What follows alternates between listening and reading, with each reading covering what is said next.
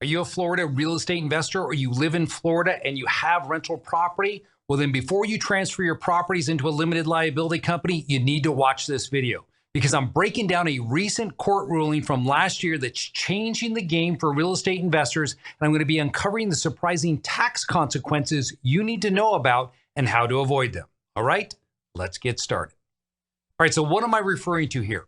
It's this. So last year, there was a court ruling that stated if you transfer real estate like this, rental real estate, into a limited liability company of which you're the member of the LLC, then that transfer will eliminate your property tax cap. So what is the property tax cap on residential real estate, non-owner occupied residential real estate? Well, in the state of Florida, if you have rental properties, the way the law is set up is that that property cannot increase by more than 10% for property tax purposes on an annual basis. That means, for example, if I bought the house for $200,000, the most they could reassess this at for tax purposes the following year is $220,000.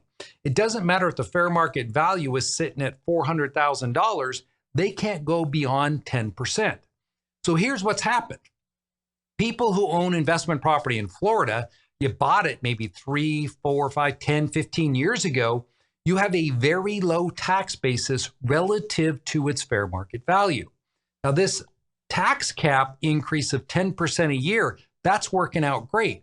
But the problem is that once you transfer it into the LLC, you lose it. And that's where this court ruling came into place, which causes or will cause a lot of problems for you if you're a Florida real estate investor, because you're going to be moving property that is in a low tax status into a much higher tax status, and it's just going to drive up your property taxes on an annual basis.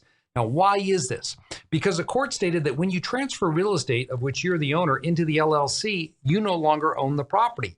The LLC owns the property. So therefore, it's treated as a full transfer that results in this reassessment, because all you are is a member in the LLC.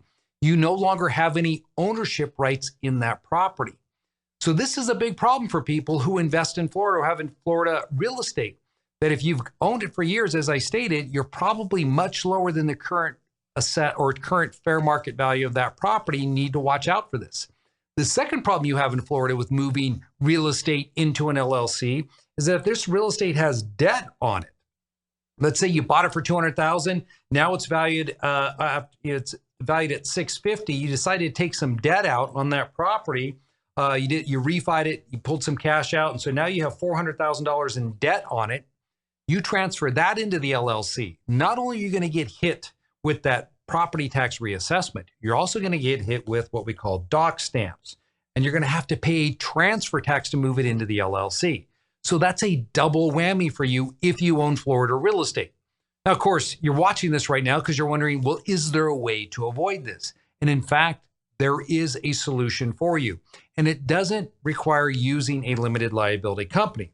What it requires using is one of my favorite topics that I like to talk about, and that is a land trust. So if you have property in Florida that you've owned for more than the last, say, 2 years, because if it's within the last 2 years and it doesn't have any debt on it, feel free to use a limited liability company because you're not going to get hit with a big reassessment there. But if you've owned it longer, or if it has debt, or if it has both, don't be placing that into an LLC.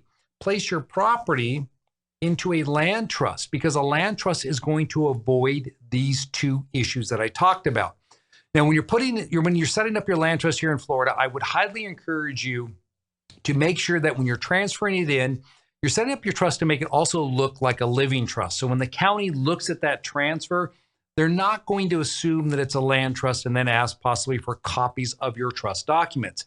We want to keep things looking as generic as possible.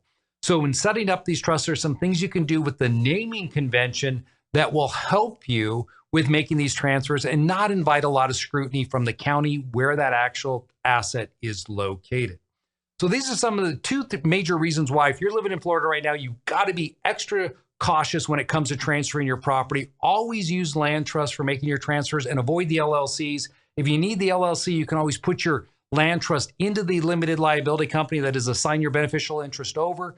But remember, in Florida, land trusts provide asset protection, similar to a limited liability company. So you're getting a lot of benefit there by using this entity without the negative tax implications that tend to come with that LLC. Hey, if you're not yet a subscriber, be sure to smash the subscriber button. You'll get updates every time I release a new video. And if you like this video, again, give me a like on it as well. All right? Take care.